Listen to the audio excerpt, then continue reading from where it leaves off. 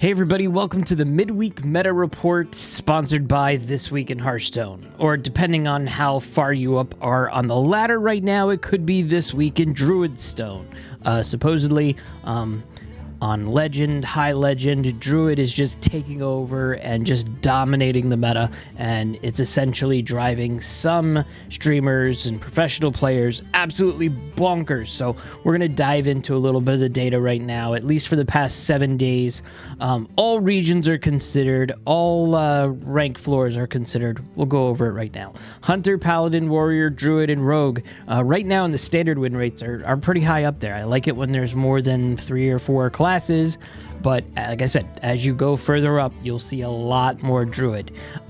If we're going to talk about Wild, which we don't talk a lot about Wild, there's 4 classes right now that have a higher than 50% win rate. I like that. Twist is the same as it was. Warlock, Paladin, or Rogue. If you're playing anything else, why are you in that mode? Get out of that mode. Let's go through the rest of the conversation. This is what I was saying here. If you're looking at the popularity right now, and you're looking at Ramp Druid, because Ramp Druid is the main protagonist right now in the in the conversation that's dealing with Legend and High Legend.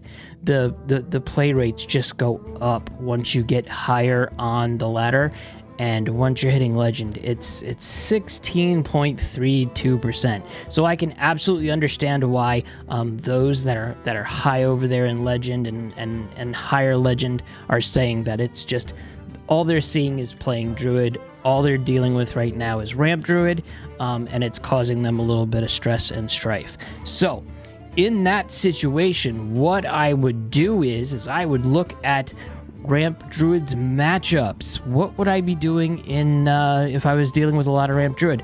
I would find the counter, and the counter would be, listen, you got some chance with Ramp Druid getting smoked by Paladin. Right here. Earthen Paladin, Pure Paladin, Silverhand Paladin. So this is a tip for all rank floors. It has nothing to do specifically for Legend or High Legend or Diamond or whatever. What you should be doing is hsreplay.net is amazing. Go ahead and subscribe to their premium service. I'm not a sponsor, but I'd like to be. And then go through the deck that you're seeing the most of. And looking through right here, it says it's definitely not as strong against Paladin. Everything else is very strong against. Demon Hunter, it's Smoking Demon Hunter. Mage, it's Smoking Mage, Smoking Priest. So even beating out Warlock right now. So if you're looking to find a counter, look at the deck on hsreplay.net and start going through the matchups, and that's what I would do. So if you're seeing a lot of Druid and you have the ability to do so, switch to Paladin. Any version of Paladin, it looks like, will handle it. To go over some classes right now, let's just look at Platinum. On Mondays, I release my budget decks guide, and I give you a little bit of the meta overview related to bronze through gold. But to go through, once you've hit out of gold and you're in Platinum right now, your last 7 days, you don't really want to mess around with Death Knight. You don't really want to mess around with Demon Hunter. Hunter's pretty good. Druid, we talked about it. Druid is awesome. Play Druid. There's a few Paladins. There's a few Mages. Priest has Undead Priest. Undead Priest at any rank right now is pretty good, in my opinion. Secret and Mech Rogue, of course, and then there's a couple other. So there's at least one deck in each class that's really good, except for Death Knight and Demon Hunter. Those are not really good in Platinum. Let's go to Diamond. Let's go to top Diamond. Yeah, you've got the same thing. It's Hunter, it's Druid, it's a little bit of Paladin, it's one more Rainbow Mage. Rainbow Mage is awesome, and it's here to stay. You can get away with so much when you're playing this at any floor. It's good. But yeah, I would just go to the tried and true Pure Paladin right now. Yes, the decks are super expensive. Well, super expensive is a relative term, but it's more than 5,000 dust. That's to be for sure. So yeah, go over Ramp Druid. I wanted to go and have a quick conversation of if you're dealing with Ramp Druid, and I might do this specific for different classes or whatnot each time I do this. Like I said, this is new. This is a new series I'm working on, the Midweek Meta Report. These are the cards that are in Ramp Druid right now. And, if I look at in the percentage of decks, I want to see how high they're in, these cards are in this deck. And look, 90% has Yogg in it. You're going to be dealing dealing with a lot of Yogg. Embrace of Nature doesn't surprise me. Innervate, a lot of these cards do not surprise me. Ignis, it's very busted right now. Ignis and Yogg is something that I know it's there. I know it's going to be there for a while. And then with Fizzle. Fizzle comes and goes. 1 minute it's in a lot of decks and the next minute it disappears. But Fizzle is there and it has the ability of making your life so difficult if you're facing it because it's just grabbing another Yogg. It's grabbing another this, another that.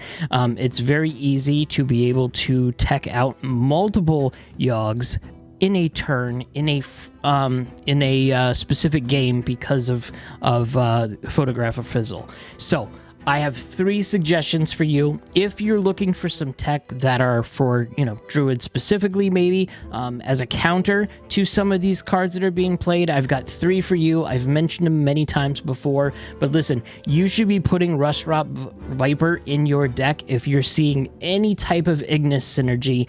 100%.